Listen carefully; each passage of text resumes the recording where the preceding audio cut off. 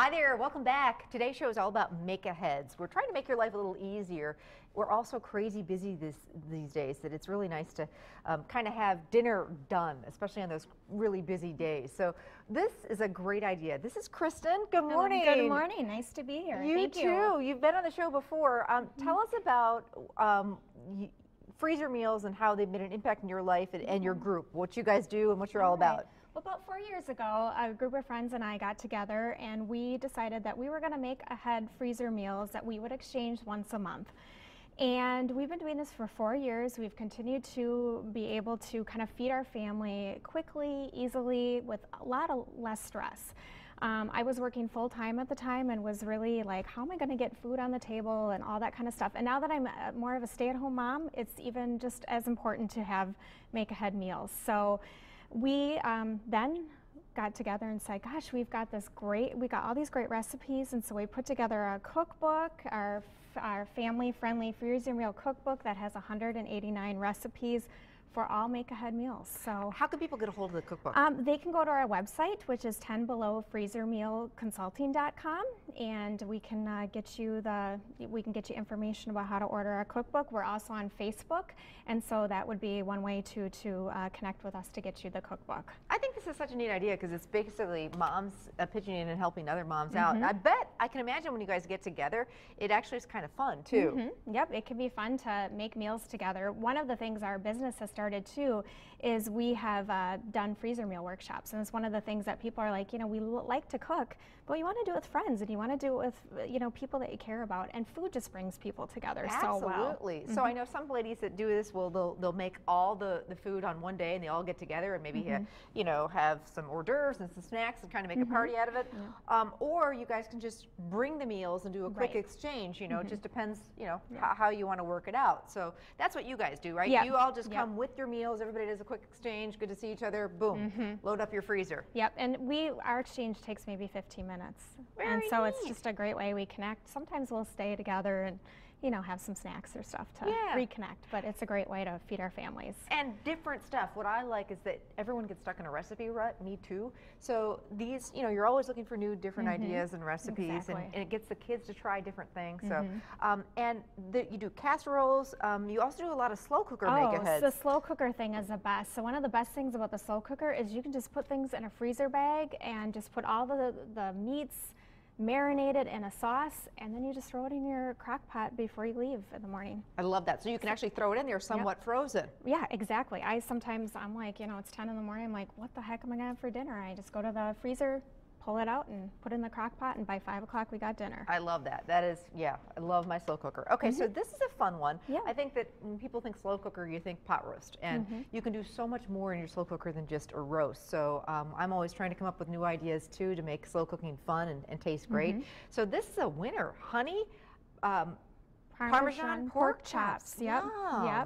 And what I like about this is really it's kid-friendly, family-friendly, but it's also something that, if you have guests that are going to stop by last minute and you already have this in your freezer, you just pop it in and it makes for a really elegant meal too. So it does great flavors here. So we started out with some boneless pork chops, but you said you could use a pork loin roast. Right, or pork roast I've used before, so whatever. I'd say about 2 to 3 pounds is probably a good amount for this recipe. Okay, do we want to season it up? We could just honestly throw everything right into our marinade. So we can just throw the pork chops in here and we can just put everything, we'll just put the marinade in. And the nice thing is when it thaws a little bit with the marinade, it just all cooks together. It makes for a great meal.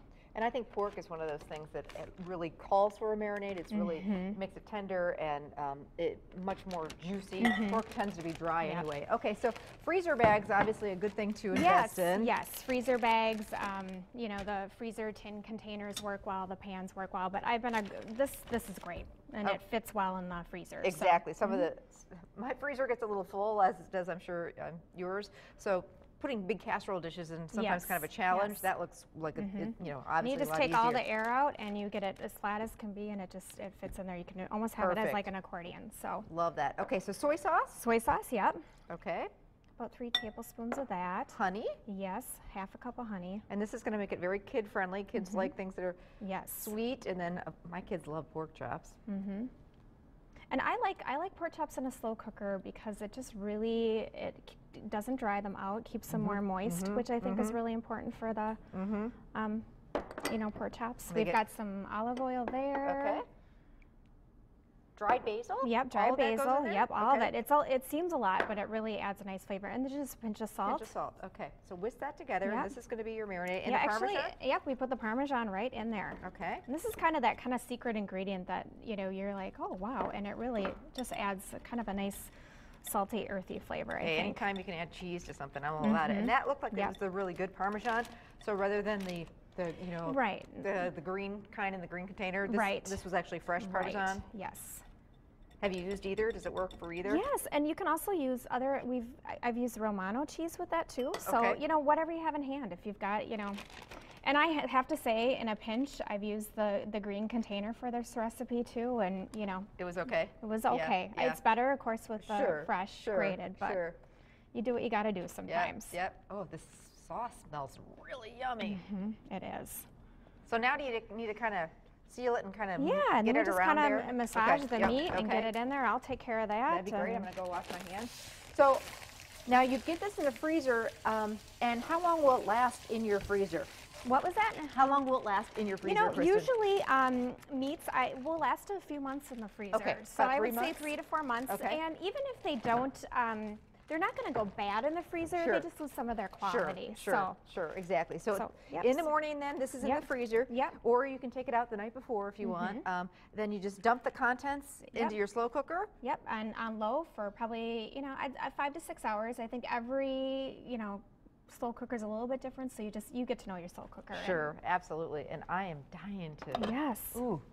And it makes a nice sauce. And you can smell that Parmesan. Oh my goodness. And if you want to do more with the sauce, you could take it out, put a little cornstarch in it, water, and kind of thicken it up a little bit, which is great gravy for like mashed potatoes. We serve it mostly with mashed potatoes, but I've also done just a veggies with it too. So wow, this looks fantastic, and it smells. Oh my gosh. Something different and new. Now, again, for people who want to get a hold of you and find out more about what you do, about the cookbook, or maybe have you in to consult some of their girlfriends, what's the best way? Look at this sauce. Again, going to our website, 10belowfreezermeals.com, and we have our workshops on there. We have how to contact us, how to buy our cookbooks, a little bit about what our workshops is, and just kind of our mission, which is really getting families together at the table. I'm all about it. That's my mission too. Kristen's going to stick around. What are we making next time? We're going to make pizza meatballs. So kind of a take on those pizza burgers, but make them meatballs and kid-friendly. Very fun. And again, this is a make-ahead. You can have it in your freezer. So we'll put the recipe for these pork chops on our website. Lots more make-ahead ideas still to come. We'll be back.